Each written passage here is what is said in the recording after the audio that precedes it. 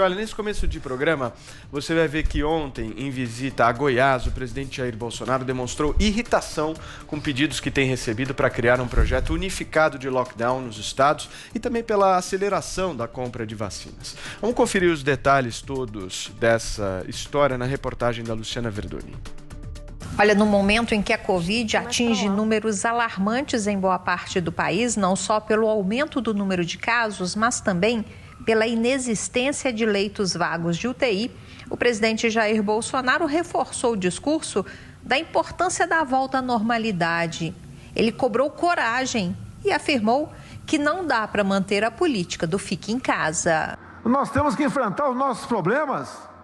Chega de frescura e de mimimi. Vamos ficar chorando até quando? Temos que enfrentar os problemas, respeitar, obviamente, os mais idosos, aqueles que têm doenças, comorbidades, mas onde vai parar o Brasil se nós pararmos?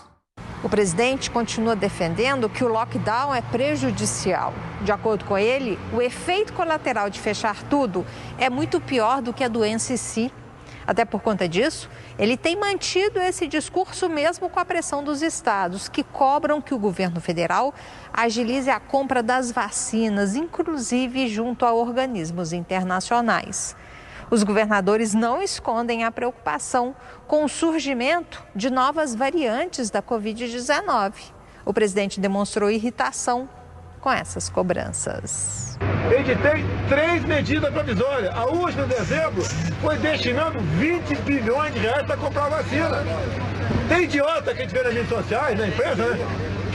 Vai comprar vacina, só for na casa da tua mãe. Durante live ontem nas redes sociais, o presidente garantiu que o Brasil já tem 480 milhões de doses da vacina contra a Covid contratadas, além de outras 178 milhões de doses que estão sendo negociadas. Agora, em março, o presidente ressaltou que deveremos ter 20 milhões de doses e outras 40 milhões em abril. O ministro da Economia, Paulo Guedes, ao lado do relator da PEC emergencial, Márcio Bittar, comemorou a aprovação da proposta, que, segundo o governo, vai garantir a saúde das contas públicas e abrir caminho para o pagamento do auxílio emergencial. Nós precisamos de saúde, emprego e renda. Primeiro, a saúde. Sem saúde, não há economia. E, da mesma forma, a vacinação em massa é que vai nos permitir manter a economia em funcionamento. Então, precisamos de saúde, emprego e renda. Segundo o ministro, o governo vai enfrentar esse desafio terrível com a mesma coragem e determinação de sempre. De Brasília, Luciana Verdolim. Vamos para Brasília, então, cidade da nossa Luciana Verdolim, conversar com quem está lá, Zé Maria Trindade. Zé, como é que essas falas do presidente da República repercutiram aí em Brasília? E se, na sua opinião, não falta um pouco de empatia do presidente com as mortes que estão acontecendo? O presidente está sendo imprensado, né? E aí ele reage assim. É um presidente estressado por críticas insistentes de vários grupos aí, no Congresso, inclusive, na própria Justiça, né? O presidente do Tribunal Superior Eleitoral falando que há um sentimento legítimo de abandono, e ele se irrita e responde assim: o presidente é coerente, pode estar errado em alguns pontos, mas ele é coerente. Desde o início, ele dizia que não adiantava ficar em casa porque, além de pegar a Covid, você acabaria ou com depressão, ou, sei lá, morto de fome, porque alguns não têm exatamente o guardado em casa o que comer, por exemplo. E aí o presidente, do seu jeitão, ele defende a coragem. A coragem é um pressuposto muito importante para a humanidade. Não adianta, toda vez que fala desse assunto eu me lembro de Guimarães Rosa, né? Quando ele diz que a vida é assim, esquenta, esfria, aperta, daí afrouxa, e sossega e depois desinquieta. Mas o que a vida quer da gente é a coragem. Então é isso que brada o presidente Jair Bolsonaro. Só que esse grito de vamos em frente esbarra em pressupostos que já estão há muito tempo aí na cultura, na ciência, que diz o seguinte: não é bem assim. Às vezes a coragem pode parecer ignorância, às vezes a coragem pode nos jogar no buraco, porque o medo ele é importante na vida, né? Então, é esta a balança, é isso que faz o presidente falar assim. Na verdade, é uma realidade. O que todos querem é administrar as UTIs. Ninguém até agora fez nada para mudar nenhuma situação, a não ser falar, prometer em aumentar o número de UTIs. Veja bem que os hospitais de campanha foram desmontados porque não deram certo. Por que não dá certo? Porque essa doença não requer ambulatório. Ou a pessoa está em casa ou vai para a UTI. Não pegou essa história de campanha, porque o hospital de campanha ele tinha ambulatorial, o atendimento ambulatorial não precisa. O que está ocupando mesmo os hospitais são as UTIs. Então, o presidente está propondo o seguinte, vamos em frente. Só que chegou o limite. Não dá mais para ir. Não dá porque vai morrer muita gente sem o atendimento mínimo se não houver essa paralisação. Desta vez, o presidente tem que entender que é preciso, nem que seja por uma semana, 2 semanas, mas é preciso um freio, não para curar, esse isolamento não é vacina, mas sim para dar um tempo para as UTIs. Agora, veja como o nosso destino está traçado de uma maneira sangrenta, né? O encontro com a UTI, que coisa horrorosa. Muito bem, Zé. Adriles, a fala do presidente é a seguinte: chega de frescura, de mimimi. Vão ficar chorando até quando? Faça a sua interpretação dessa frase. Essa frase foi descontextualizada, deturpada de um sentido mais holístico. Em seguida ele fala, tem que respeitar os mortos, tem que respeitar os doentes, as pessoas com comorbidades. Em nenhum momento ele faz um desprezo em relação aos mortos por Covid. Parece que a tarefa da imprensa é exatamente tirar a frase do presidente de contexto e colocar como se fosse uma coisa maléfica. O presidente tem uma empatia, sim, Paulo Matias, uma empatia muito maior do que cientistas que ficam explicitamente só colocando exatamente na questão do vírus. Se você cria um instrumento de um lockdown que não resolve a contento, a gente já teve essas experiências no ano passado e os números não achataram a curva e eventualmente cria mais desemprego, mais fome, mais miséria, você piora os problemas. O presidente toca no principal cerne de uma coisa que nunca foi feita no Brasil, nem de maneira incipiente. A questão da segregação de velhos, de doentes. Agora, parece que tem outro grupo, né? Das pessoas obesas, que são grupos de risco. Eventualmente, alguém pode dizer o seguinte, é muito difícil segregar esses grupos.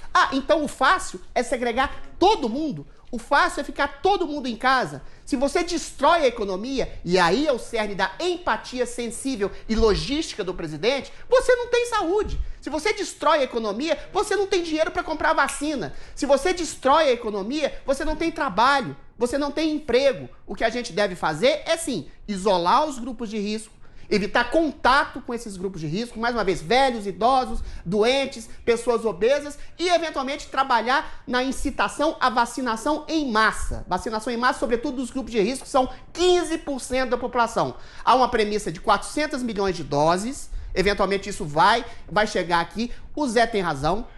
A UTI está colapsando exatamente pela incompetência de governantes, de prefeitos e governadores. Tudo bem, São Paulo dobrou o número de leitos, mas Araraquara tem a mesma coisa. Araraquara tinha 70%, 70 leitos, continua com 70 leitos. O prefeito lá impôs um lockdown severíssimo, que está piorando a vida das pessoas, piorando a situação de miserabilidade das pessoas, acabando com o emprego e não está resolvendo rigorosamente nada. Ou seja, esse dinheiro que foi patrocinado pelo governo federal foi para outros cantos. Em vez disso, a gente poderia, investir em tratamento precoce, que é demonizado pela mídia, em isolamento de idosos, isolamento de pessoas com comorbidades, e ninguém fala disso. É só o presidente com a sua imensa empatia holística e racional que fala disso. Porque você colocar uma medida que vai piorar a vida das pessoas não é empatia, é burrice. Ok. Joel, e você, como é que você avalia essas falas do presidente da República? Vamos fazer uma distinção aqui. A primeira é sobre a suposta ou não empatia do presidente. Está na cara que o Bolsonaro tem zero de empatia. A gente está empilhando cadáveres agora. O Ministério da Saúde, o próprio Ministério, está prevendo que a gente vai chegar a 3 mil mortes diárias no nosso país. Tem muitos lugares onde as vagas de UTI já acabaram, apesar de terem sido expandidas, já acabaram, ou seja, não é mais só Covid que vai matar. É qualquer um que precise de UTI, vai ficar sem e vai morrer. Os médicos já estão escolhendo quem salvar ou quem não salvar com respiradores ou com oxigênio. Essa é a situação do país. Então, evidentemente, o Bolsonaro não está nem aí para isso. Ele não tem empatia nenhuma e por isso não propõe medida nenhuma para melhorar. Agora, eu vou dizer o seguinte, é importante o presidente ter empatia? Seria bonito o presidente dar empatia, mostrar que ele também sofre junto da população, seria bonito. Mas para mim não é o essencial. Para mim o essencial é trabalho. Para mim o essencial é o governante estar fazendo coisas que vão ajudar a resolver os problemas sociais. E nesse critério ainda mais importante do que empatia, o Bolsonaro é ainda pior. O Bolsonaro é o presidente mais covarde e mais vagabundo que a gente viu. Ele não faz absolutamente nada. Esse papinho de isolar os idosos, sabe como é que eu sei que é da boca para fora? Porque ele nunca apresentou um plano para fazê-lo. Lembram lá no começo da pandemia, quando o Bolsonaro foi até o Supremo conversar com o Toffoli, cheio de empresários, não sei o quê? O Toffoli até recomendou, Bolsonaro, por que você não monta um grupo de trabalho com os governadores, faz uma reunião, elabora um plano, não sei o quê? O Bolsonaro não fez nada. Se ele disse que quer isolar os idosos, mas não apresenta um plano, é que ele não quer isolar os idosos. Mas ele foi impedido de fazer qualquer plano. Ele quer... Não. O presidente tem total capacidade de elaborar um plano, apresentar e trabalhar junto. Mentira, Adriles. Mentira do presidente. É concorrente, agora, mas é prioridade de prefeitos e governadores. Por isso a gente sabe... Como o presidente não fez isso, a gente sabe muito bem que não existe plano nenhum. Ele não fez rigorosamente nada. E a proposta dele agora, em que pessoas estão morrendo por falta de UTIs, é não fazer absolutamente nada, além de acusar falsamente, dizendo que o problema é que roubaram, não sei o quê. Gente, as UTIs mais que dobraram em diversos lugares. Acabou. Tem gente sendo presa. Acabou. O próprio governo federal superfaturou preso exatamente por roubar dinheiro. Aí, Adriles. Adriles, se ocorre um desvio... Se um lugar tem um desvio de 0,5%, você acha que isso é a culpa do montante total que foi roubado? Isso é uma mentira. Assim. Isso é uma mentira, Adriles, e você está engajado na mentira. Mentira! Vamos lá. Os leitos aumentaram. Joel, por favor. Os leitos aumentaram. Isso aí fez com que o colapso acabasse? Não. O colapso continua e faltam médicos. Não tem como aumentar médico de uma hora para outra também. A situação é emergencial e demanda, sim, uma restrição. Agora, o Bolsonaro é o presidente mais covarde que a gente teve. Ele fala de coragem, mas ele não tem. Porque de um governante corajoso espera-se a coragem de tomar medidas impopulares para o bem da população. Okay. O Bolsonaro é incapaz disso. Ele gosta de fazer arminha para mão, falar com os influenciadores dele. Você quer que ele faça lockdown, é isso? E outra.